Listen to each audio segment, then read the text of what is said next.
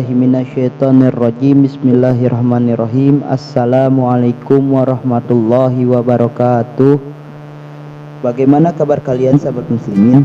Semoga senantiasa diberikan kesehatan oleh Allah Subhanahu wa taala. Berjumpa kembali dalam channel Sahabat Muslimin. Pada episode sebelumnya kita sudah membahas tentang kisah Nabi Adam alaihissalam.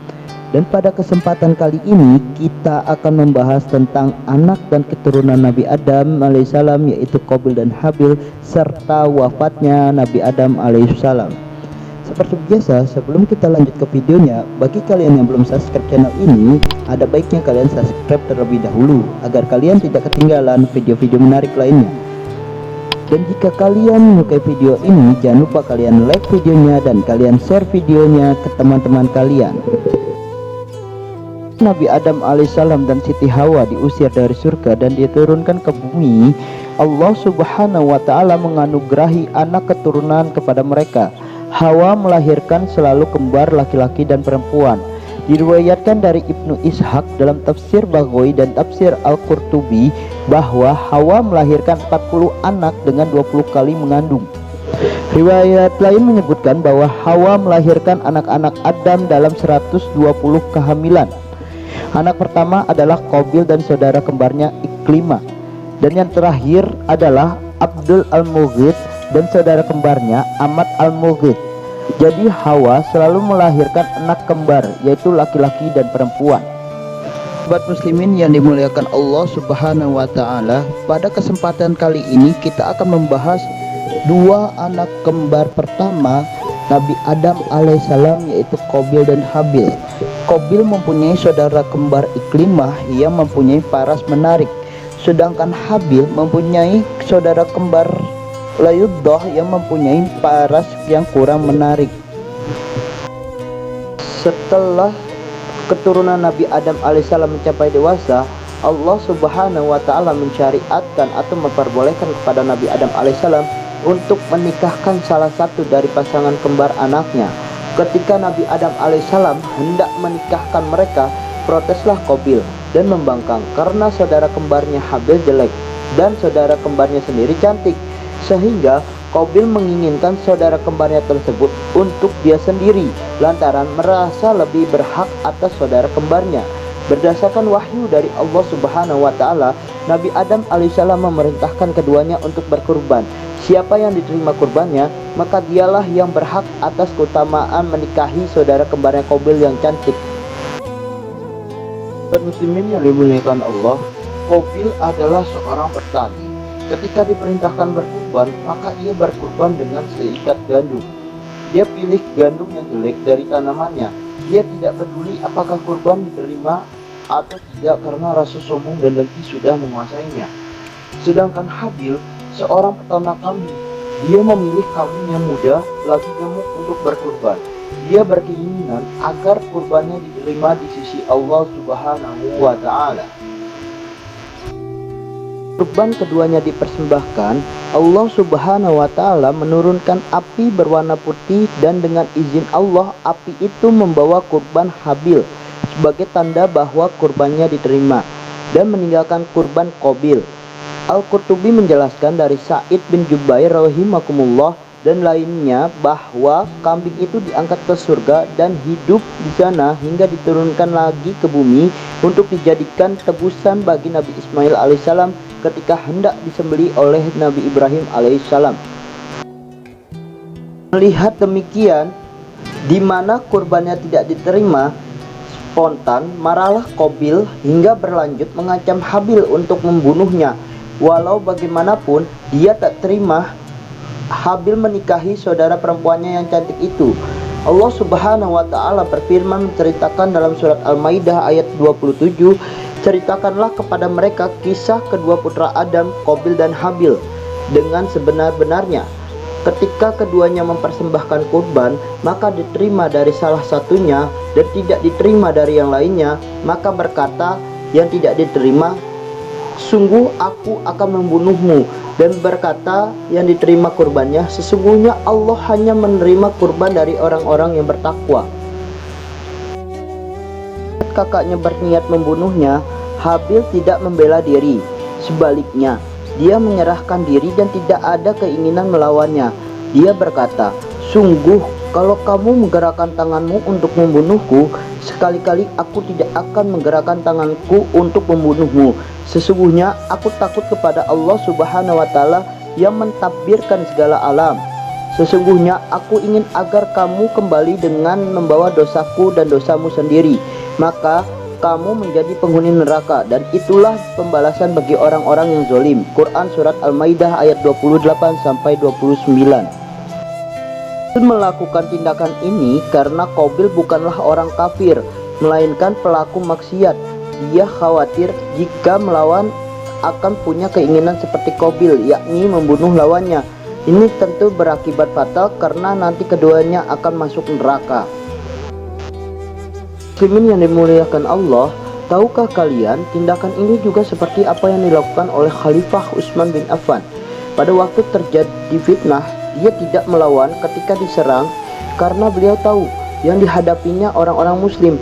Adapun kepada orang-orang kafir, maka seharusnya mempertahankan diri dan melawan. Sebagaimana sabda Rasulullah SAW dalam hadis Imam Bukhari wal Muslim, apabila ada dua orang muslim berhadap-hadapan dengan pedang masing-masing, maka pembunuh dari yang dibunuh keduanya masuk neraka.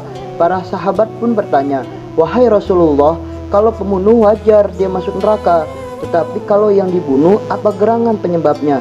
Maka Rasulullah SAW pun menjawab, "Sesungguhnya yang dibunuh itu juga berkeinginan membunuh temannya."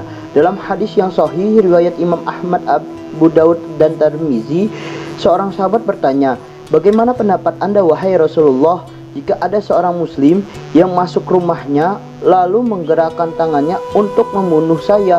Maka Nabi SAW menjawab, "Jadilah seperti anak Nabi Adam, ketika dibunuh dia tidak melawan."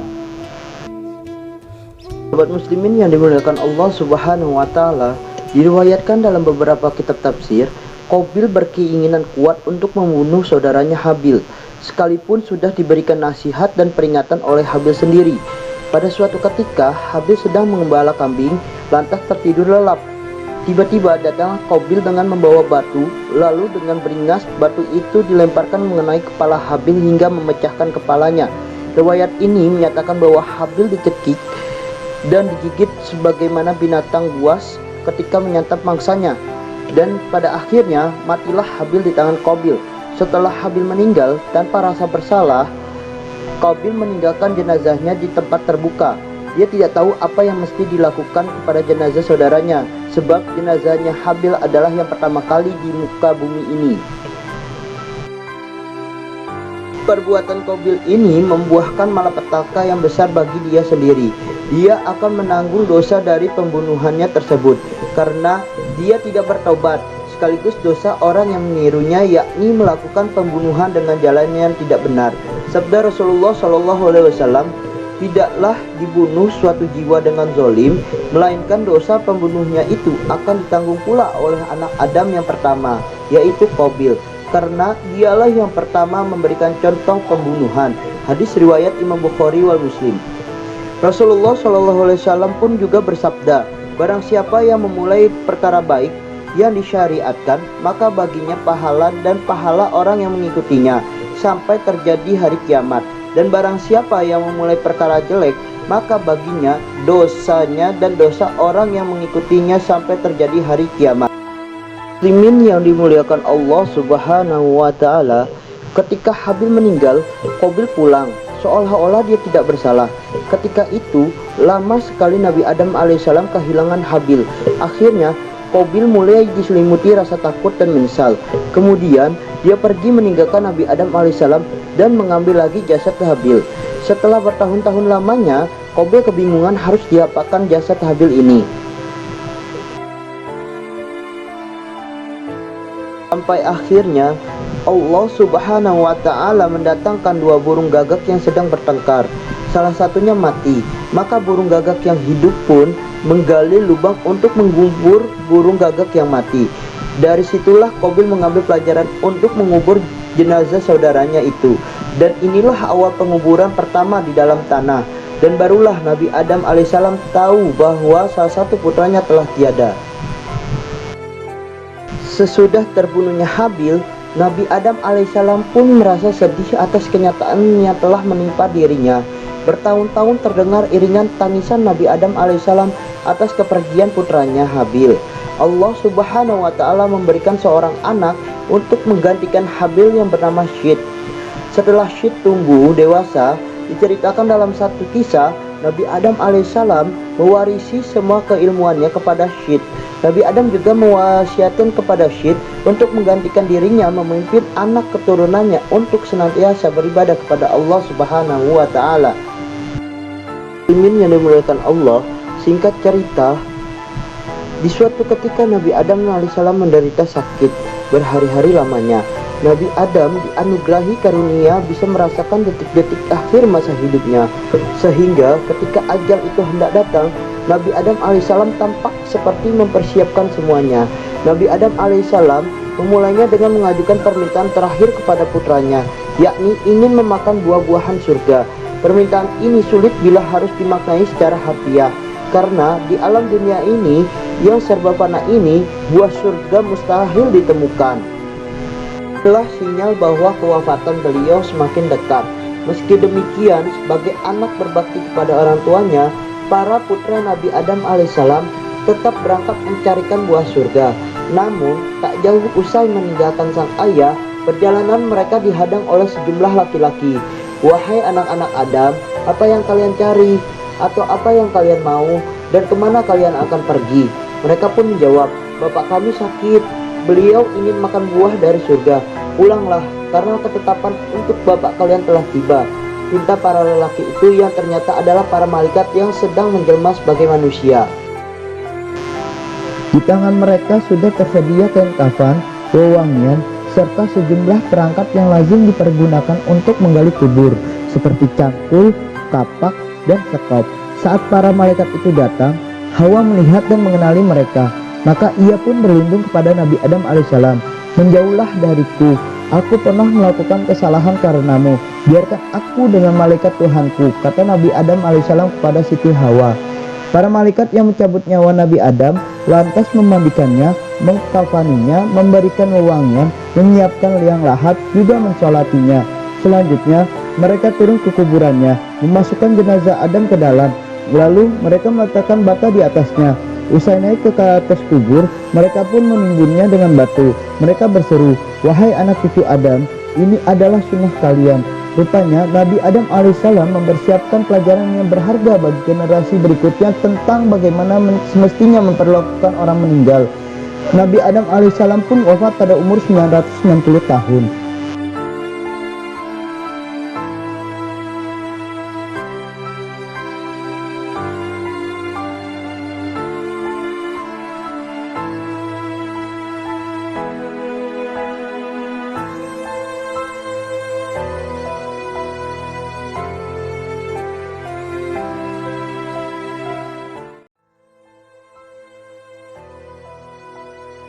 Sahabat muslimin yang dimuliakan Allah, demikianlah kisah Qabil dan Habil serta wafatnya Nabi Adam alaihissalam.